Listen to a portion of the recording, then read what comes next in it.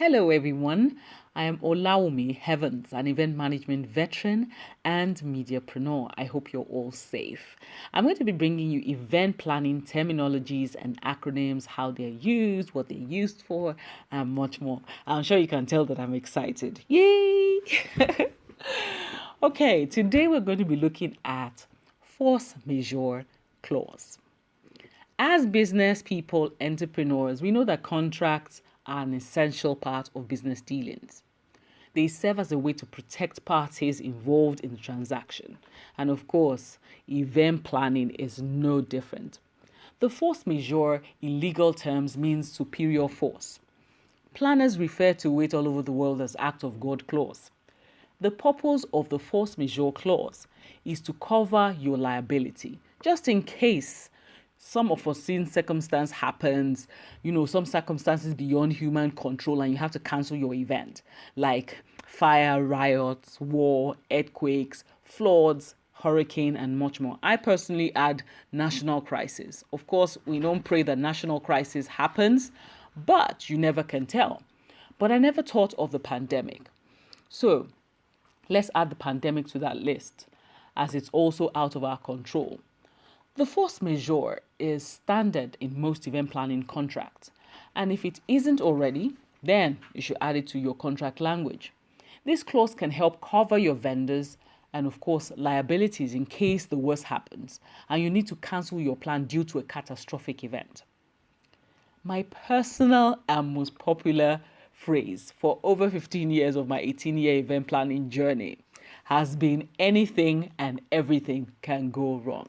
If you've ever been in my class, I'm sure you've heard this over and over again. This is not a pessimistic mindset. It's a mindset that thinks about the worst case scenario and helps you prepare for all eventualities before they happen.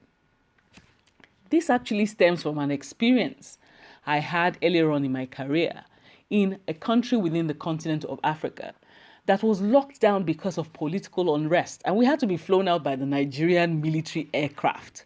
Guys, that is a story for another day.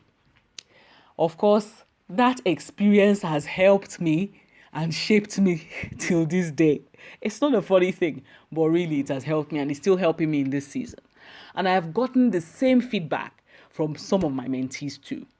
Now let's take a look at the COVID-19 pandemic and its impact on the event management industry. I have had so many event planners and vendors ask me what to do about the events that could no longer hold because of what's happening right now. The lockdown is everywhere in the world. It's not just here. Their concerns are valid. If your event or events have been postponed or cancelled, there are key components to consider. In case of postponement, your concern might be inflation. Inflation, which means prices go up, you can no longer deliver within the earlier agreed upon budget, which you already have been commissioned for. Not everyone has insurance to cover the extra cost that will be incurred. In case of total cancellation, there is refund. And of course, this is where you fall back on your refund policy. I always advise for you to expand upon the clause to cover you and all the parties involved. The contract language matters. It has to be clear, like clearly stated out, everything that it covers.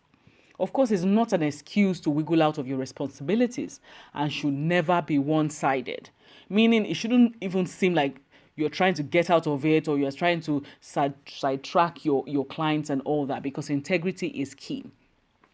I like to build upon the clause by making provision for ways to mitigate the effect of a force majeure event, which will be clearly stated out in the contract.